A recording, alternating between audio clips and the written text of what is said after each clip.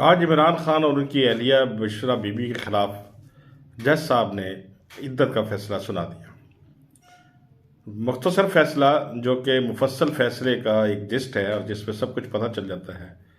پڑھ کر بہت مایوسی ہوئی اور شرمندگی بھی محسوس ہوئی کہ آزاد عدلیہ کا ہم بہت زیادہ نعرہ لگاتے ہیں، لیکن جب بھی عدلیہ کو موقع ملا کہ وہ اپنی آزادی کی قیمت ادا کرے اور آزاد فیصلے کرے اور معاشرے میں ایک اپنا وقار جو ہے بلند کرے، لیکن عدلیہ نے ہمیشہ ہی مایوس کیا ہے۔ یہ فیصلہ دوسرے فیصلوں کی طرح ہے جو حال ہی میں عمران خان ان کی اہلیہ، اہل خانہ اور ان کی پارٹی کے خلاف دیے گئے ہیں، جن سے یہ ثابت ہو جاتا ہے کہ جو خباثت جو پچھلے فیصلوں میں تھی، اس فیصلے میں وہ اپنے عروج پر دکھائی دے رہی ہے۔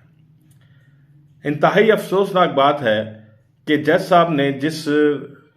پاکستان تاجرات پاکستان کے جن دفعات کا حوالہ دیا ہے وہ اس کیس پہ لاگو ہی نہیں ہوتے، اور اس کی بہت سی وجوہات ہیں، کیونکہ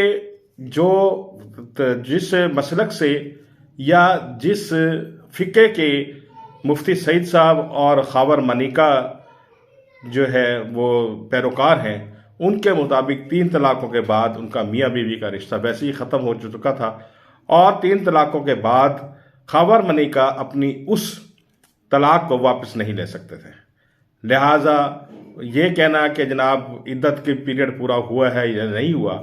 تو اس کی یہ جو ہے اس میں کوئی ایسی بات نہیں تھی، اور انہوں نے اب تک اتنے عرصہ گزرنے کے بعد بھی اس کے خلاف کوئی چارہ جوئی جو ہے قانونی نہیں کی تھی۔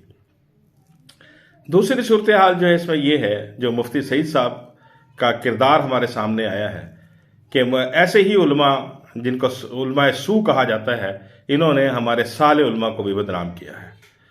اور یہ علماء کا فرض ہے کہ ایسے علماء کے خلاف جو ہے وہ ان کی بے غنی کی جائے اور ان کے خلاف باقاعدہ ایک مہم چلائی جائے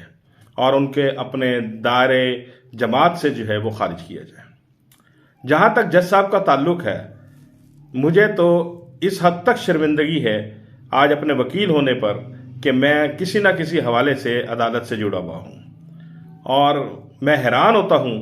کہ یہ لوگ، ان کو مرنا یاد نہیں، یہ اپنا مرنا بھول گئے ہیں۔ میں یہاں آپ کو ایک واقعہ سناتا ہوں۔ حضرت محمد یوسف جو حضرت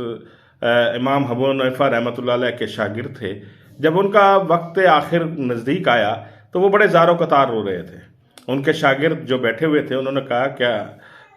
جناب آپ کیا موت سے ڈرتے ہیں؟ تو آپ نے فرمایا کہ میں موت سے نہیں ڈرتا، بلکہ مجھے اس نزاع کی حالت میں ایک واقعہ یاد آ گیا کہ جب ایک سائل نے حاکم وقت کے خلاف جو ہے وہ ایک نالش دائر کی، اور میں نے خلیفہ کو طلب کیا، لیکن میں نے جہاں وہ سائل کو کھڑا ہونا چاہیے تھا وہاں خلیفہ کو کھڑا کرنے کے بجائے میں نے سائل کو اس خلیفہ کے ساتھ بٹھا دیا جہاں وہ خلیفہ بیٹھا ہوا تھا، اور میں یہ سمجھتا ہوں کہ میں نے انصاف کے تقاضے جو ہیں پورے نہیں کیے۔ آج اس واقعے کے بعد ہمارے جو جج صاحبان ہیں جنہوں نے یہ حالیہ میں فیصلے دیے ہیں، وہ اپنے اپنے گریبانوں میں جھانک کر دیکھیں کہ وہ کہاں کھڑے ہیں، اور کیا وہ اللہ تعالیٰ کے ہاں جب جائیں گے تو وہ کیا جواب دیں گے۔